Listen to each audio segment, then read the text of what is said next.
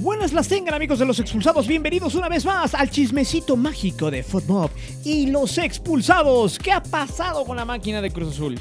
Pues ya se decidió que Diego Aguirre, el técnico charrúa, va a ser el nuevo estratega de la máquina celeste de cara al siguiente torneo. Y es que Diego Aguirre favorece, y eso es lo bueno, favorece el fútbol de la cantera, algo que le hace falta a Cruz Azul. Ese es el estilo más marcado que tiene este uruguayo, que ya dirigió al Peñarol, con quien fue campeón, también al Montevideo Wanderers, en Ecuador al Aucas, también llegó a la Alianza de Lima y también al Qatar Al Rayyan allá en el Medio Oriente. Con equipos brasileños también militó con el Atlético Mineiro, el Sao Paulo e Internacional, y en Argentina con el San Lorenzo. Por lo tanto, este técnico tiene un buen camino recorrido. Tal vez sea una apuesta interesante para la máquina de Cruz Azul de cara al siguiente torneo. Y yo te digo que si tú quieres saber el chismecito mágico de FUTMOB y los expulsados, lo único que tienes que hacer es descargar la aplicación. Aquí abajo en la caja de descripción te voy a dejar el link porque es totalmente gratis, ya que la gorra no hay quien le corra. Saludos y besos en el nido de cucarachas para Jorge Alejandro hasta Naucalpan, Enrique Ledesma hasta San Joaquín Querétaro desde Escondido, California, Morte Microreactor, Ricardo Sánchez desde Querétaro, Iván Montalvo, Juan Cam y a Javi H. A todos ustedes y a toda la banda expulsada, analizar y entender este video evitará que tomes en cuenta a la televisión y a sus besapatas. El 29 de mayo del 2022 quedará marcado en la historia del Atlas como el día más increíble que haya tenido este club en su vida. Que después de tantos años de miseria y de volver a la senda del triunfo 6 meses antes, dieron un golpe en la mesa, levantaron el bicampeonato y entraron en esa pequeña selecta lista de equipos bicampeones del fútbol mexicano, donde ganar 2 torneos seguidos en México pareciera ser una de las epopeyas que solo son para clubes que toman en serio sus proyectos y sobre todo son constantes. Atlas llegaría a Pachuca con una gran ventaja de 2-0, un marcador por demás engañoso, y que tal vez no sería una ventaja tan segura, pues una semana antes habían sufrido una casi voltereta de los Tigres que al final solo terminaría siendo una anécdota por el tema de las alineaciones indebidas. Sin embargo, Atlas, en su esquema táctico, hizo lo que tenía que hacer, ser inteligente, y a pesar de que Pachuca fue el equipo que propuso más fútbol, el que intentó ir por todas las canicas al menos en el primer tiempo, estos estuvieron cerca de darle la vuelta. Pachuca fue incisivo, mordió a su rival y buscó el campeonato. Sin embargo, dentro de los primeros 45 minutos ocurrieron algunas situaciones que dejaron a muchos aficionados perplejos. Más que nada en una jugada dentro del área del Atlas, donde por izquierda, al minuto 32, Eric Sánchez se había desmarcado y ganado la posición.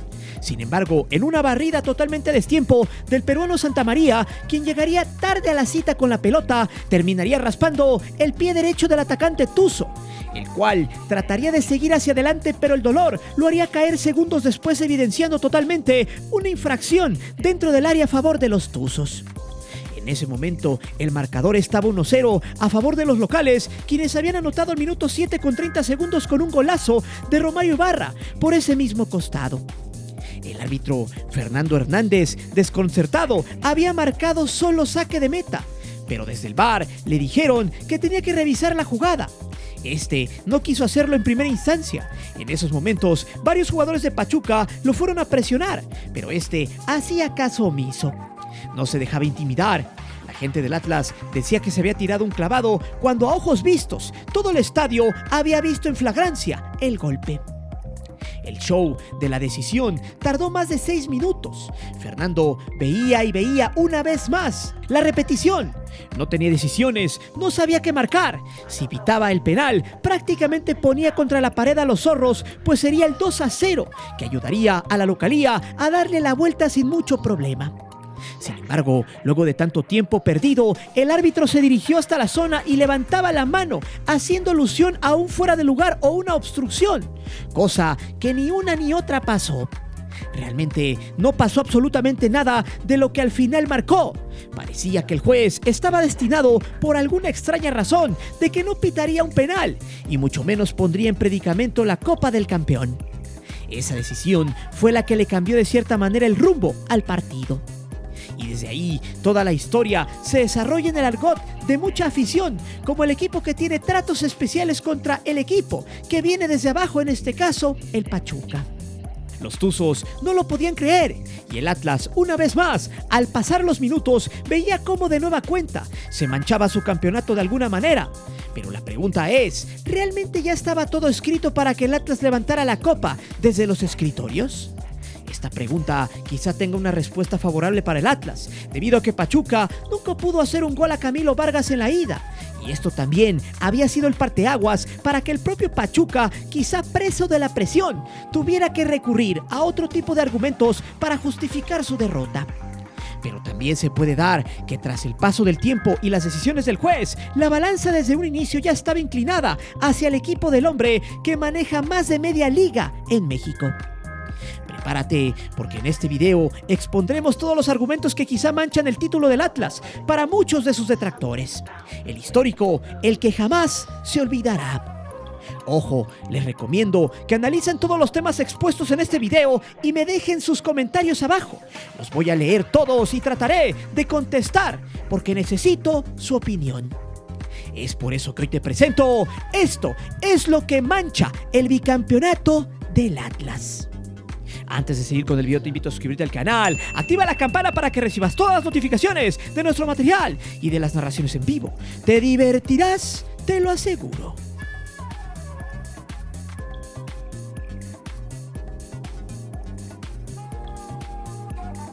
Al silbatazo final, en esa noche negra hidalguense y mágica para los tapatíos, el silencio sepulcral del 75% del estadio se perdía entre los gritos de una afición que tenía prohibido ir a un estadio y que gracias a ciertas complacencias eso pasaba a segundo término.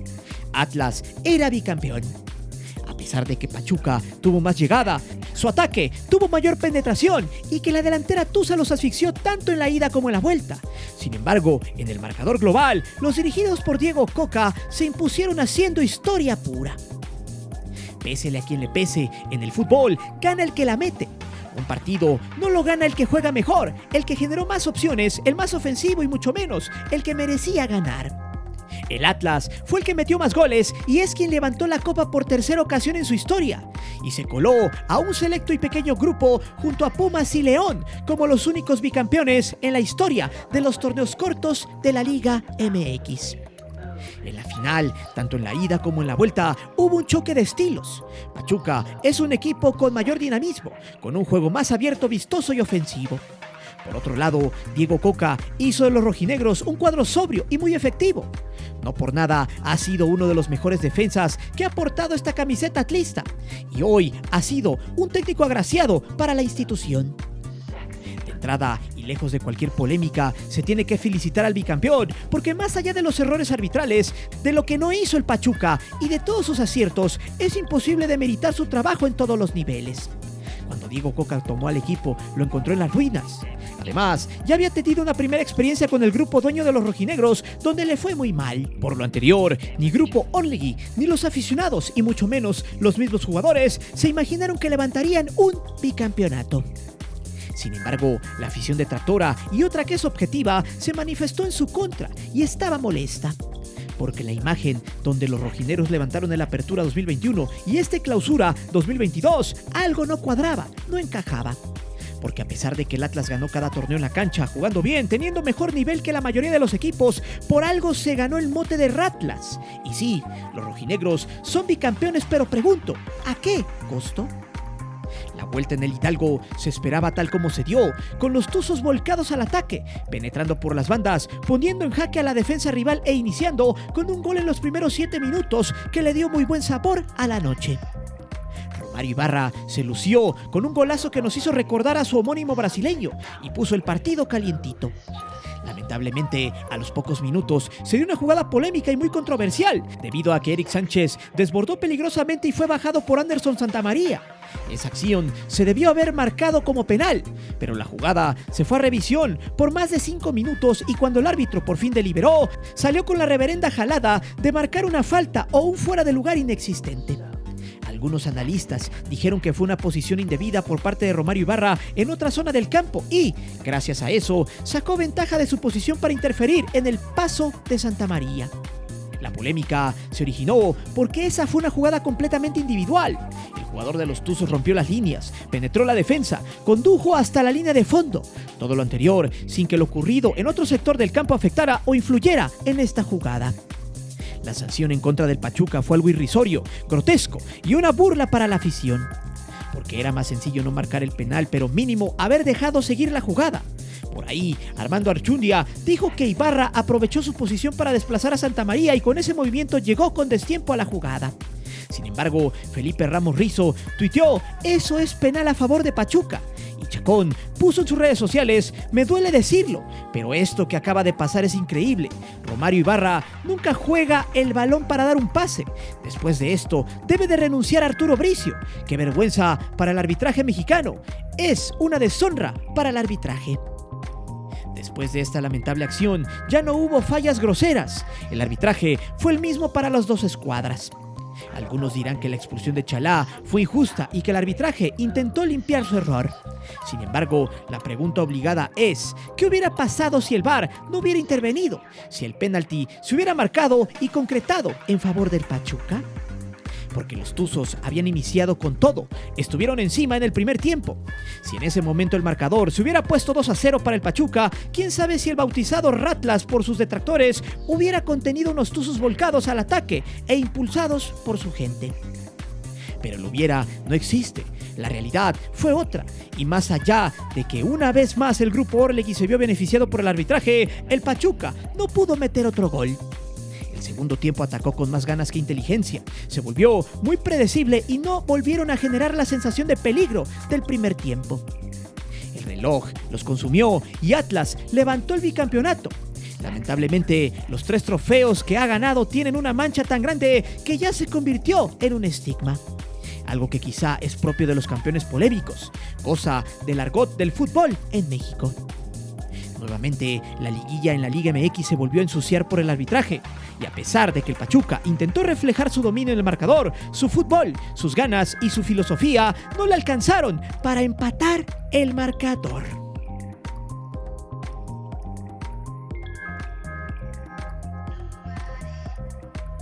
En el fútbol mexicano hay apodos y estigmas que no los puso ni la televisión ni la prensa deportiva. El ejemplo más claro se da con los Tigres y la forma en la que se les ha llamado equipo chico desde hace varios años. Pero ojo, porque lo importante no es si la afición tiene razón o no. Lo importante es todo lo que ha pasado en el fútbol mexicano para que los regiomontanos se ganaran ese apodo. En la final del Clausura 2022 se volvió a presentar un fenómeno en las redes sociales. Los aficionados de la liga salieron a reventar a los rojinegros y volvió a aparecer el apodo del Ratlas, que fue usado como un sinónimo de rateros, de ladrones, y detrás de esa palabra se esconde que supuestamente el grupo Orlegui ha comprado a la mala sus campeonatos. Esta es la mancha que tienen las copas rojinegras, que al más puro estilo americanista de los 80s, la gente percibe que existe un olor a favoritismo, a corrupción. Y desde lejos se nota en muchas cosas que la balanza está inclinada a su favor. El análisis aquí se debe desmarcar de lo simplista. Cualquiera puede decir que la final estuvo amañada, que lo del Ratlas fue un robo descarado. Pero esto se debe fundamentar con argumentos menos porriles, porque la afición no está nada lejos de la verdad, y aquí van los siguientes puntos para reafirmarlo.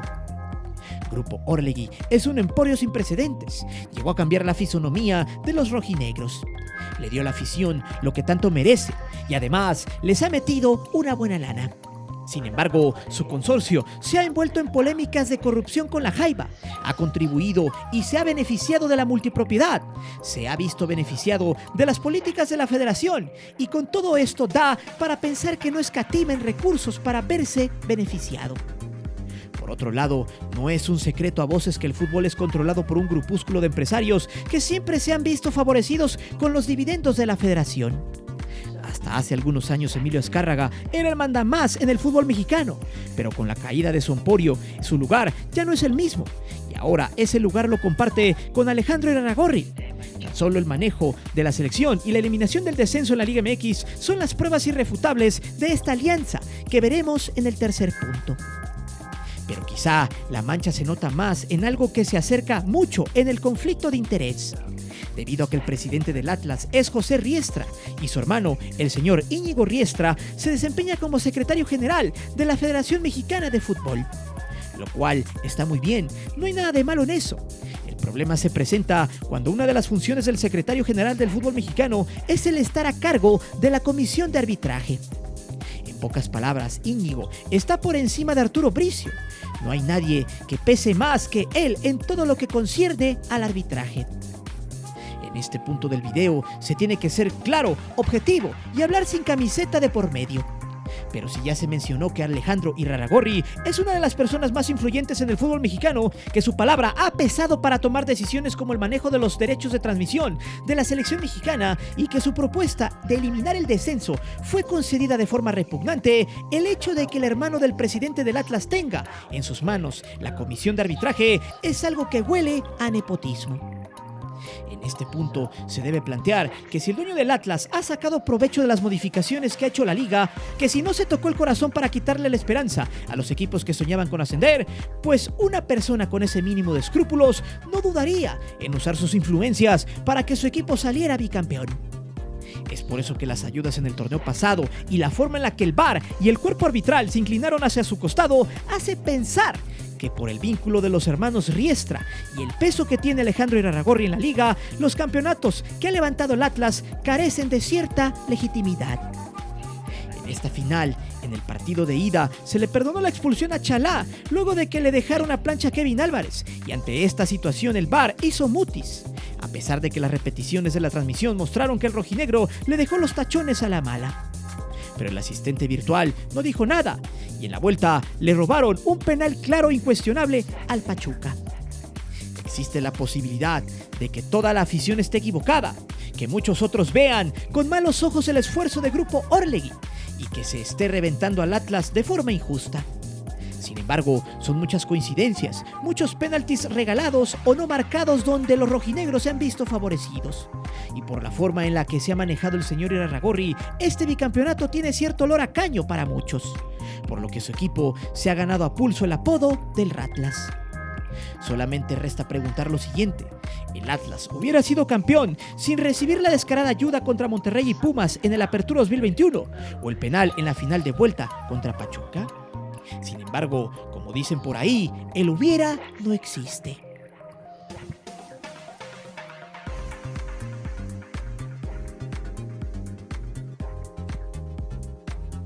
Este punto quizás es el que desatará más polémica de este video.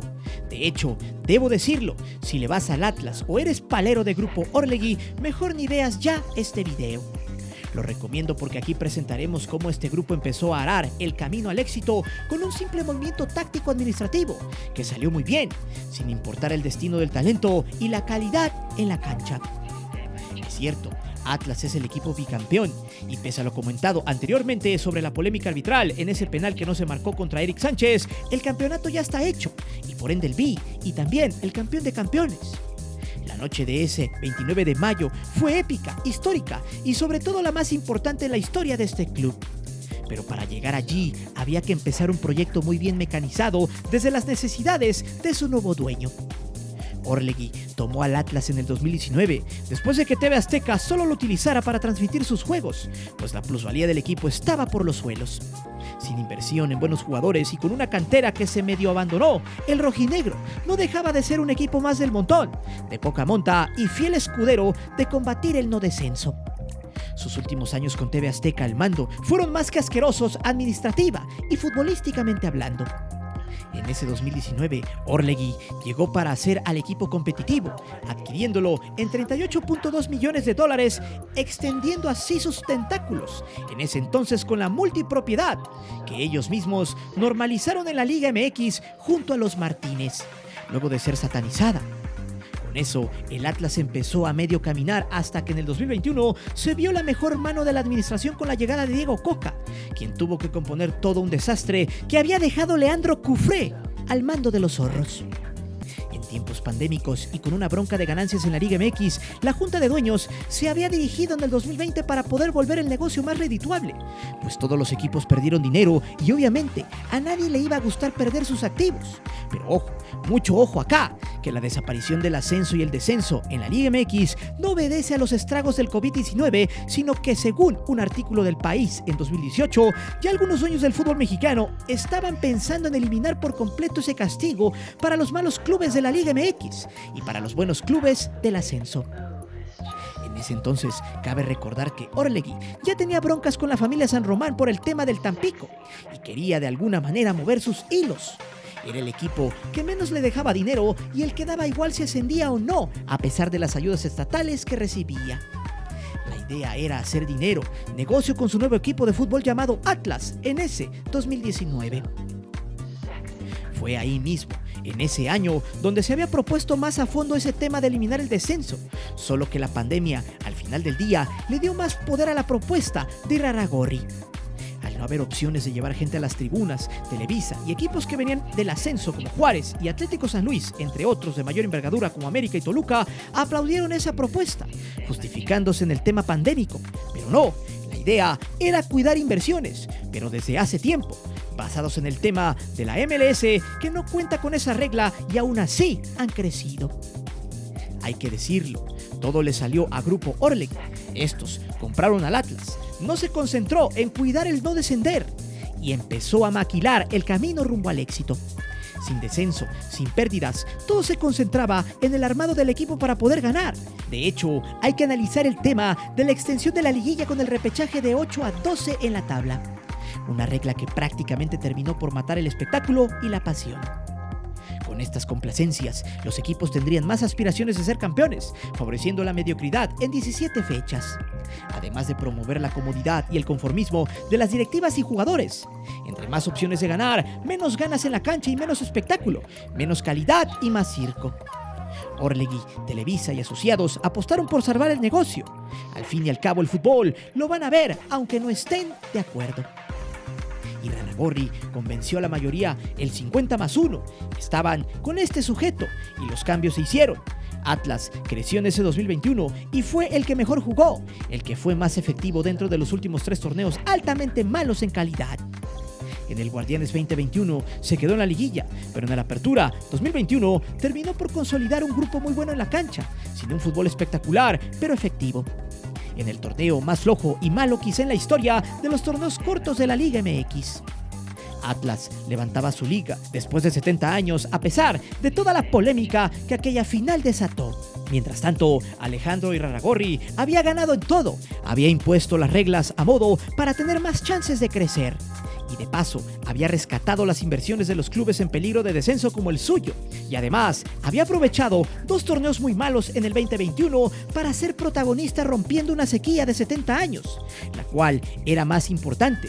Y como dice el dicho, no te fijes cómo se hizo el camino ni cómo se recorrió, solo fíjate en el resultado.